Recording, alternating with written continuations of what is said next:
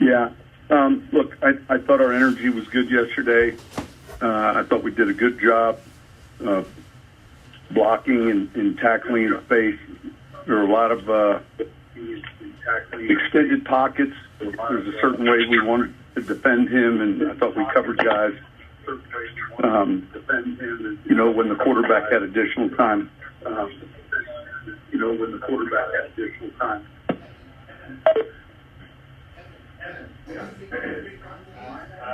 Sean, how comfortable have you been, I guess, this year with the team's, I guess, identity, like the ability to just figure out ways to win, whatever it took that particular Sunday?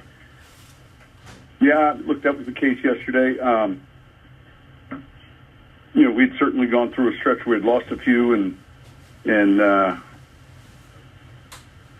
I don't know. I thought we had a good week of preparation, maybe a real good week, or a good feeling as a coach going in. Just the significance of players like Teron, Davenport, and then Alvin. And Alvin brings so much, not just to the field, but there's an element of confidence that he brings with him, and that carries over to the offense.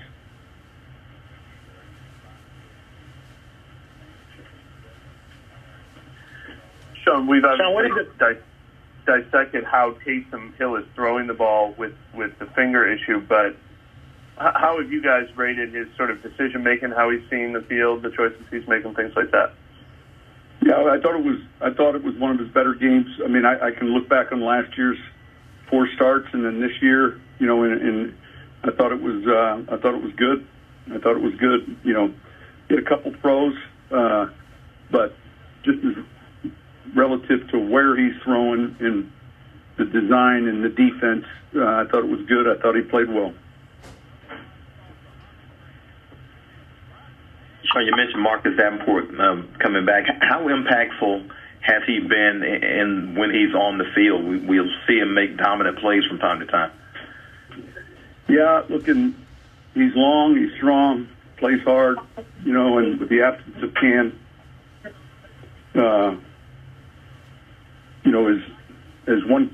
as one came back, with Cam going out, the timing of that for us with Marcus being ready was significant. You had mentioned during the week the challenge of not having the tackles in your play calling. I think yesterday we added up, it was Alvin went 18 times left and 7 times right. Talk about the impact, if you don't mind, of Teron Armstead and how well he played Sunday. Yeah, listen, I can't tell you the significance of a player like him or a player like Ramczyk. And now some weeks we're running left or right based on the defense's personnel, and other weeks maybe based on our personnel. We weigh all those things into account. Some weeks we're going both ways. But look, Teron can landmark an end, and if the end tries to come maybe underneath, he can capture that, and the ball can go outside. And so because of that athleticism, the horizontal width to holes gets increased. And if you don't have that, it can be decreased. Do you say that even by Teron's standards, this was a good game for Teron?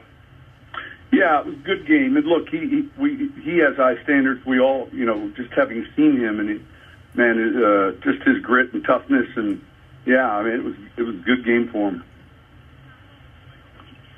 Hey, Sean, you mentioned Cam Jordan's absence yesterday. How impressive was his streak just for a guy playing that position to not miss a game for that many years, since coming to the league? That's pretty remarkable, right? I mean, pretty unbelievable, especially considering that position.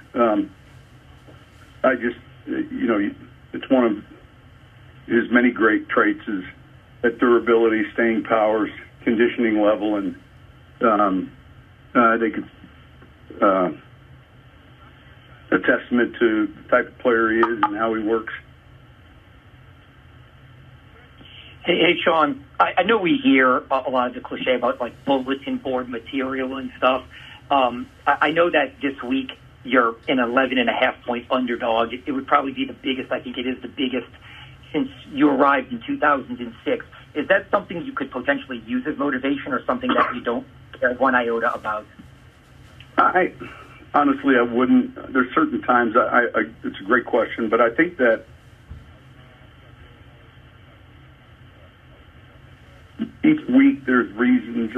I don't know that we all pay close attention anymore to like who's the favorite, who's the underdog, or I mean, you get a flavor during the week as to, hey, we know we're playing a good team. We're playing the team that just won the Super Bowl and it's playing outstanding and playing very well at home. And it's always been, we've had some battles, but I don't think, I'm pretty sure that's something that I'm not going to bring up. Like, hey guys, no one's respecting us. I mean, part of that is, how we've played recently and the injuries we've had, and there's a number of things. And so I don't see that.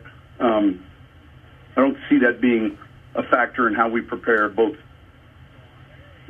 for the game mentally, and it's a division game that's significant.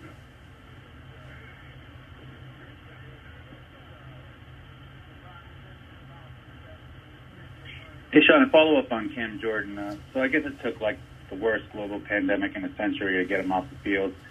But just in terms of actually how sick he was, like if he had anything other than COVID-19, do you get the sense that he would have also been able to play through that, or do you have any sense of how sick he was? I don't. He's not in the building. Occasionally, there's a tweet I'll see, and it sounded like he was fairly without symptoms. So I think that's going to be his question to answer when he gets back. But he appeared to be like anyone, really. You're a little frustrated because you can't help, you can't do anything. You're just kind of waiting. Hey, Sean, it looks like these COVID numbers around the league are starting to go up. Are you all really putting emphasis on that, especially entering this critical part of the season? Hey, you cross your fingers each day, when they come in.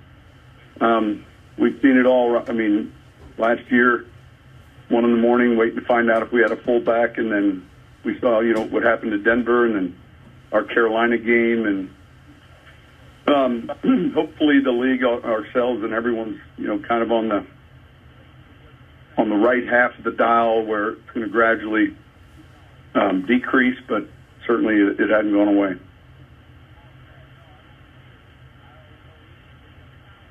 In that sense, do you modify what you've been doing, or do you just continue to do what you've been doing that's been successful? I think you pay close attention to it, especially when you come off of, John, we played a Thursday game, and then guys had a little bit more time.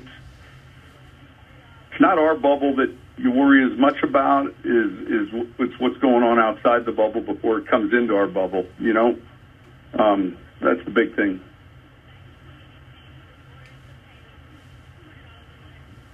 All right, thanks, guys.